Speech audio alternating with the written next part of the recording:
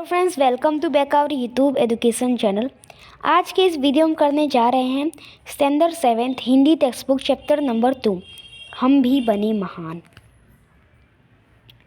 सीधे साधे कार्य एवं घटनाओं में कर्तव्य पालन, प्रामाणिकता, मानवता, अविरत अभ्यास आदि तत्व जुड़ने पर कार्य और कर्ता दोनों की गरिमा और महिमा बढ़ जाती है। अब जो सिंपल वर्क्स होते हैं जो हम दिन में करते हैं, अगर उसमें हम अपना कर्तव्य पालन सही से करें, प्रामाणिकता करें, मानवता उसमें निभाएं और उसमें बहुत ज़्यादा अभ्यास करें, तो इससे जो हम कार्य करते हैं उसकी गरिमा, ठीक है, जो कार्य करता है उसकी गरिमा और जो कार्य हम करते हैं उसकी गरिमा, दोनों की गरिमा क्या होती है, बढ़ जाती है। प्रस्तुत इकाई में स्वामी विवेकानंद। अब यहाँ इस चैप्टर में हमें स्वामी विवेकानंद, गोपाल कृष्ण गोखले, सचिन तेंदुलकर और हजरत अली के ज़िंदगी में जो काम उन्होंने किए हैं उनसे कुछ छोटा सा भाग लेके हमें कर्तव्य पालन और प्रामाणिकता, मानवता, अविरत अभ्यास के बारे में बताएंगे। कर्तव्य।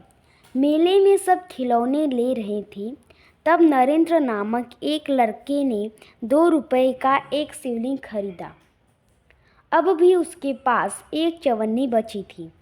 एक लड़के को रोते देखकर नरेंद्र ने उससे पूछा, क्यों रो रहे हो? लड़के ने कहा, मेरे पास एक चवन्नी थी, कहीं गिर गई, अब मेरी माँ मुझे बहुत पीटेगी। कोई बात नहीं, यह लो चवन्नी, कहकर नरेंद्र ने अपनी चवन्नी उसे दे दी और आगे बढ़ गया। अभी नरेंद्र कुछ दूर ही गया था कि सामने से एक मोटर आती दिखाई दी।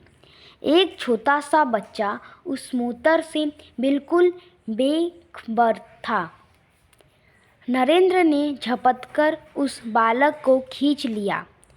एक पल की देरी होती तो वह बालक मोटर के नीचे आ जाता। इस झपटने के कार्य में नरेंद्र के हाथ से शिवलिंग छूटकर गिर गया और टूट गया। इस दौरान इकट्ठे हुए लोगों में से किसी ने कहा, बेचारे का नुकसान हो गया, कितने चाव से खरीदा था शिवलिंग। यह सुनते ही नरेंद्र ने कहा, इससे क्या, इस बालक की जान बचाना मेरा पहला कर्तव्य है। वस्तु से भी व्यक्ति का जीवन ज़्यादा महत्वपूर्ण होता है। मानवता सबसे ऊपर है। बचपन से ही ऐसे ख्यालात रखने वाले नरेंद्र आगे चलकर स्वामी विवेकानंद के नाम से प्रसिद्ध हुए। अब हम पढ़ने जा रहे हैं नियम सबके लिए एक है, जिसकी स्टोरी गोपाल कृष्ण गोखले के जीवन से है। बात सन 1885 की है। पूना के न्यू इंग्लिश हाई स्कूल में समारोह हो रहा था। प्रमुख द्वार पर एक स्वयंसेवक नियुक्त था, जिसे यह कर्तव्य भार दिया गया था कि आने वाले अतिथियों के निमंत्रण पत्र देखकर उन्हें सभा स्थल पर यथास्थान बैठा दे।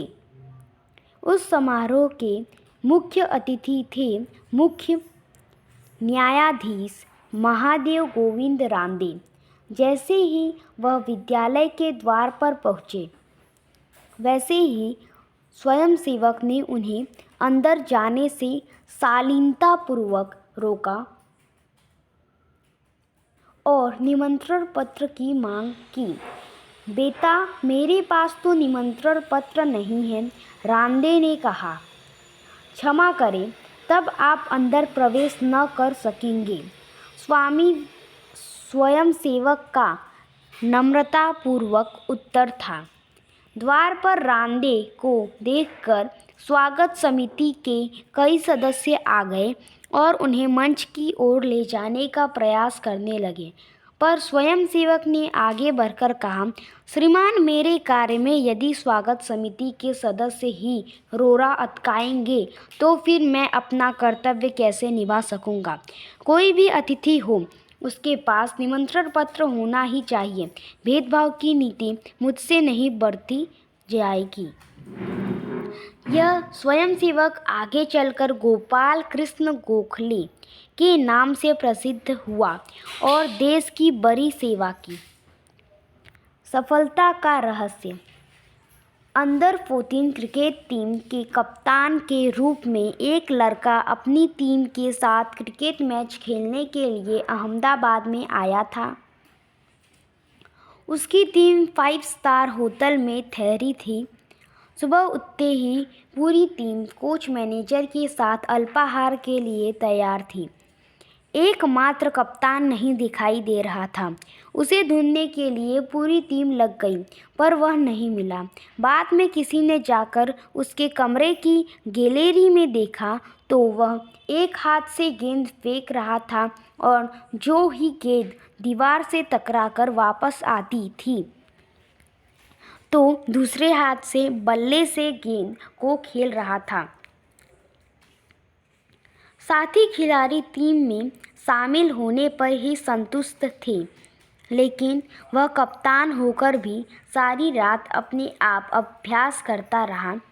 उसका अभ्यास एवं क्रिकेट के प्रति लगाव देखकर कोच मैनेजर और सभी साथी खिलाड़ी दंग रह गए।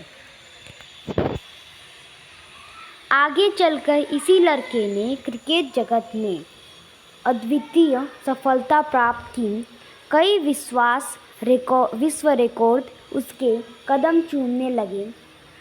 किसी ने उसकी सफलता का रहस्य पूछा तो बड़ी विनम्रता से उत्तर दिया कि मैं हर मैच 3 बार खेलता हूँ। पहले अभ्यास के रूप में, दूसरी बार सचमुच मैदान में, तथापि मैच के बाद मूल्यांकन व सुधार आवश्यकता के रूप में। यह लड़का कोई और नहीं, क्रिकेट की दुनिया में सफलता के नित नए कीर्तिमान स्थापित करने वाला हमारा सचिन रमेश तेंदुलकर था। सचमुच एकाग्रता, अविरत अभ्यास, कठोर परिश्रम एवं लगन ही सफलता के आधार हैं। प्रामाणिकता। एक दिन हजरत अली राज के खजाने की जांच करने गए। काम करते करते अंधेरा हो गया। मोमबत्ती जलाई गई।